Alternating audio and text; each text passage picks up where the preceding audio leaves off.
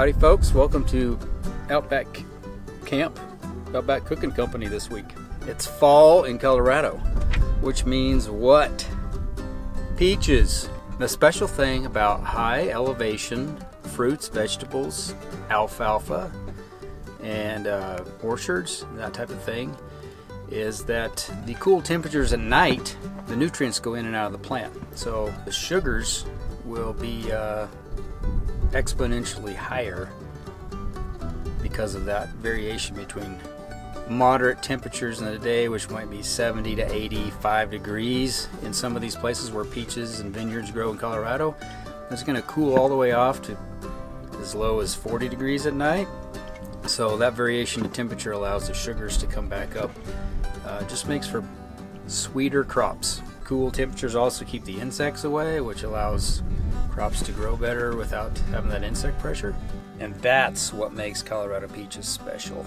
Colorado proud, baby. Of course, a good old peach cobbler goes well with barbecue, goes well with chuckwagon cooking. It just goes good with any backyard barbecue. Our adventure consists of cooking on the chuckwagon. So what we've got here is what we've got here. We're going to be trying a new recipe which we've never used before. So we're going to see how it goes. Peach cobbler is pretty straightforward, so it can't be that complicated, but we are doing it on the Dutch oven in the backwoods on a campfire with some limited resources, so it should be fun.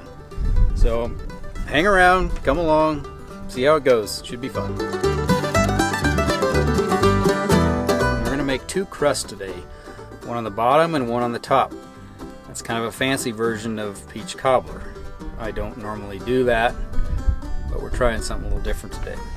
So for the first batch, 3 cups of flour, 1.5 cups of shortening, 1 beaten egg, 5 tablespoons of very cold water, 1 tablespoon of white distilled vinegar, and 1 teaspoon of salt. That's what the crust will look like. For a filling, 2 29-ounce cans of sliced peaches or 2 quarts of fresh sliced Colorado peaches. 1 cup of butter, 1 cup of sugar, 1 cup of brown sugar, a teaspoon of cinnamon, and half a cup of half and half. How many cups is that, Joe? If it's a half a cup of half and half. I run the camera, I don't do math. Half and half. Is that 1/8 of a cup? If it's a half of a cup of half and half. Refer to previous statement. I might have to look up my book.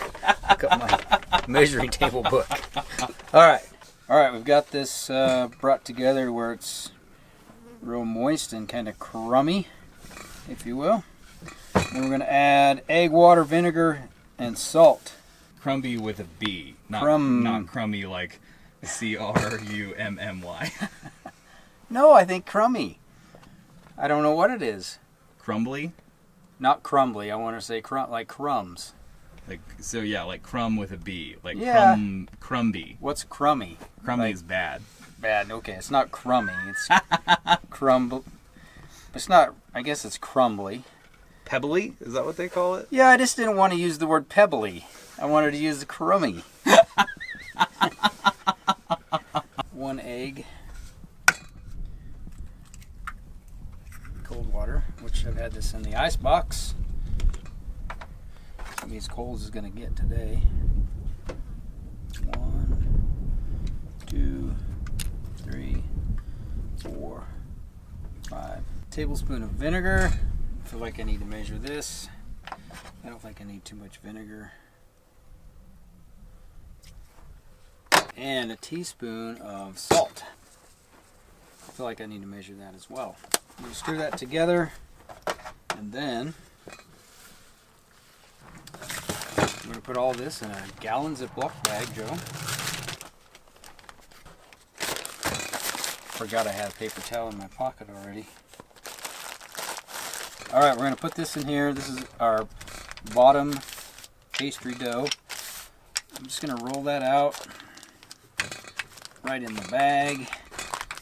Just kind of help keep it together. I need to take more air out of that.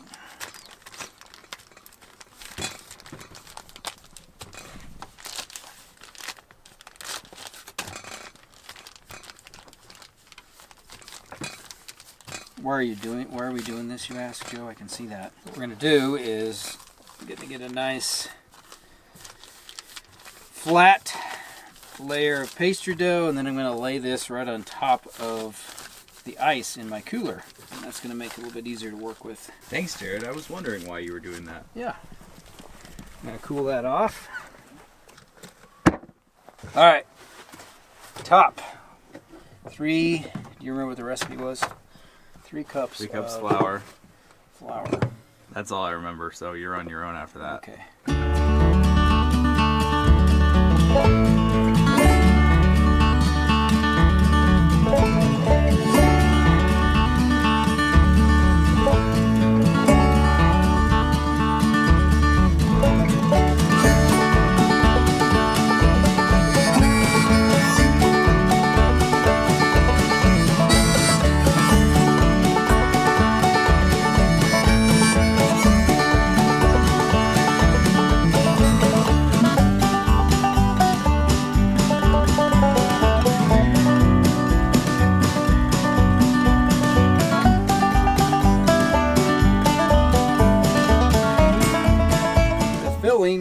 We got peaches, sugars, and cinnamon, right?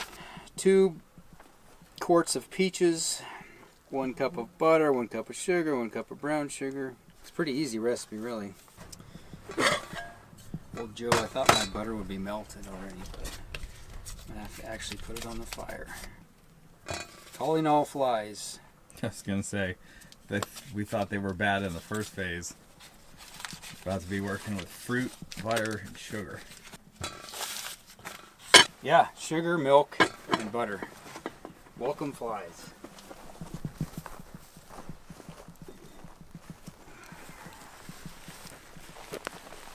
Easy peasy recipe for our first Chuckwagon cookout today.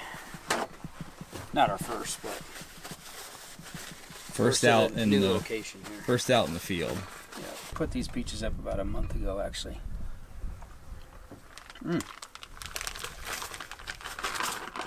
Those are tasty. So we've got 2 quarts of peaches. We've got 2 cups, half and half.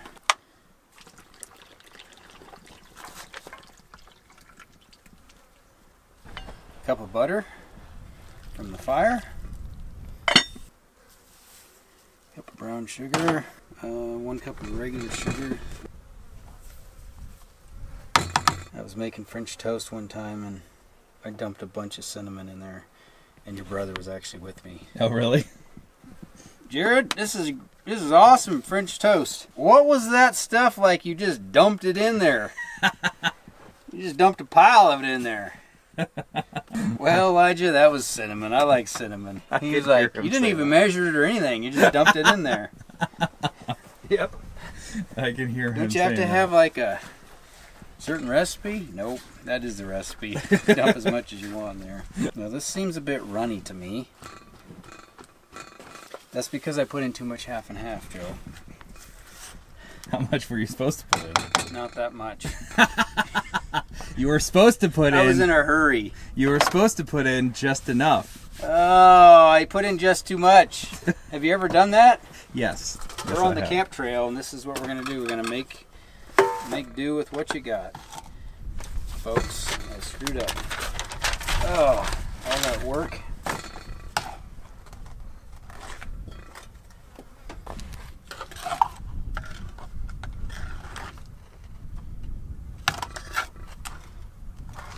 For the sake of the recipe, what was the half and half supposed to be? Well, it's supposed to be a half a cup.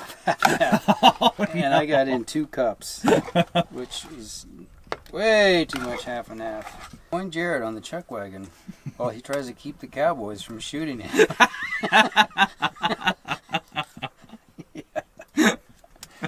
Oh boy. It's still going to be good, I can tell you that right now. You know, when you're out on the range, Joe, and this is what you got. This is what you got. Today, folks, we're using a 14-inch large Dutch oven, and we've got an insert we're going to use today just to help keep things clean. I don't carry any pan with me on the Chuckwagon, but I do have this Crisco. Coat that pan a little bit with some Crisco. Ideally, if you're at home, let's say you could put these in the freezer. We're doing the best we've got today. We're out on the trail. This is nice and cool, so it's going to do what we want. It's just going to be a little bit easier to work with.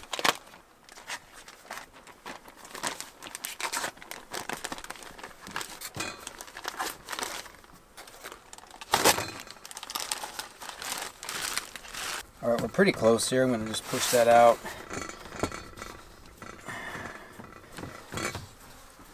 Fill in the gaps. It's about right for my size of Dutch oven, isn't it? Just go ahead and dump that in, and then I can cover that up.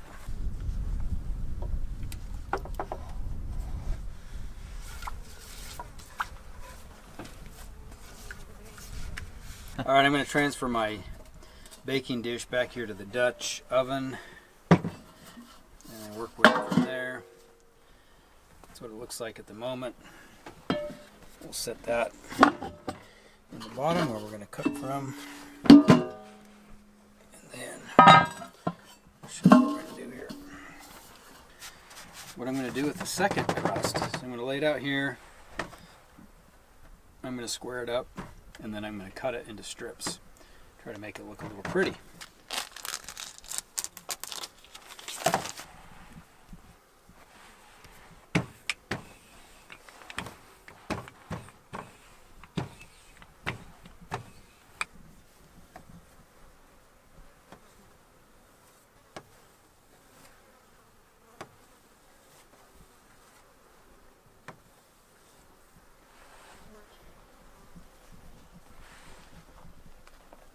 I suppose you should interlace these things, but considering the circumstances today, that's probably not going to happen. I'm just a little short on patience today. I know you're not all here to experience the flies, but they are tremendous. Really just the cherry on top. If I had more patience, I would have interlaced that to make it a little bit prettier. Peach cobbler, it's going to go to the fire. I'm going to make a little bit of a butter and cinnamon glaze to rub over the top of that, make it look a little bit pretty during the cook. Check our coals. Now time for the fun part.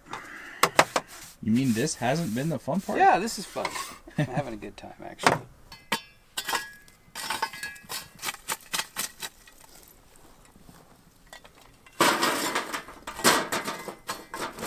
We're going to cook it at 350. What is that, you say? Put a few coals under the pan and some around the edge and some on top.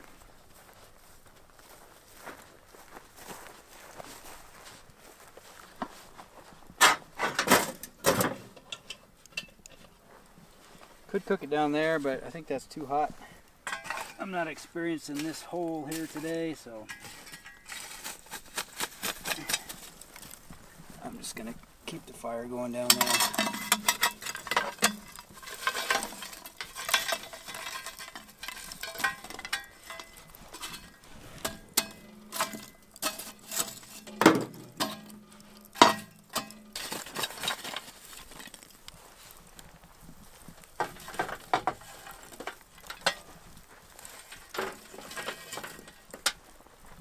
I'm going to turn that about every 10 to 15 minutes just to keep things from burning, getting too hot in one spot.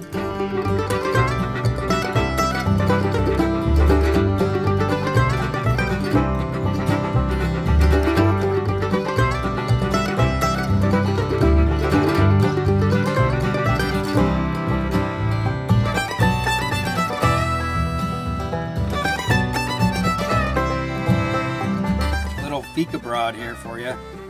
We got some banana bread. It's been a while since we've talked about fika rest in general. Remind our audience what fika broad is.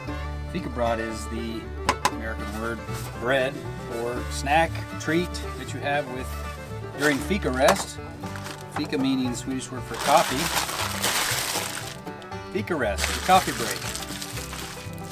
It's a required break in the Swedish tradition for at least 15 minutes twice a day, somewhere between the hours of 9 and 11:30. At least 10 to 15 minutes to enjoy a cup of fika. The break could last as short as 10 minutes, more than likely 20 minutes, but it could carry on 30 up to 2 hours possibly. As long as you did get a moment of work in sometime during the day.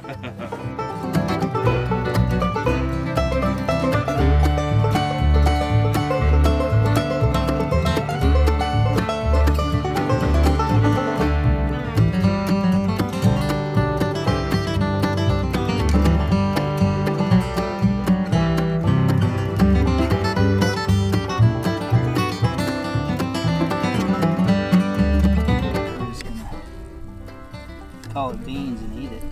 Is that alright? Could probably set up a little bit more, but we're hungry cowboys. We're just gonna eat it. It's pretty good.